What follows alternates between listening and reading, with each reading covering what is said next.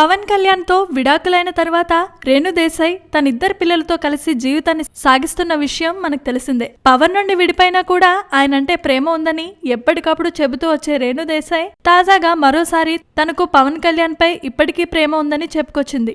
పవన్ పై ప్రేమ ఉన్న కారణంగానే తాను రెండో పెళ్లి ఆలోచన చేయలేకపోతున్నాను అంటూ చెప్పుకొచ్చింది.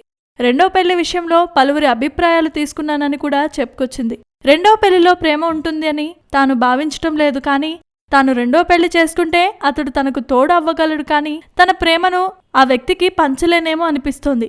తన పిల్లలకు కూడా తండ్రి అవ్వలేడు, సవతి తండ్రిలాగే ఉంటాడు.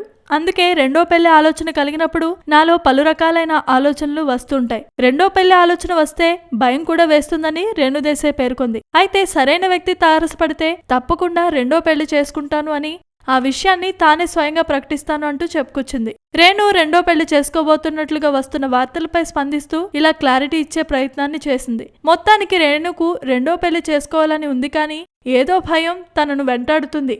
ఆమె మనసుకు నచ్చినవాడు తారసపడితే మాత్రం మళ్లీ పెళ్లి చేసుకోవడం ఖాయంగా మనకు అనిపిస్తుంది. Please subscribe. Hi, it's me Purna. Please subscribe.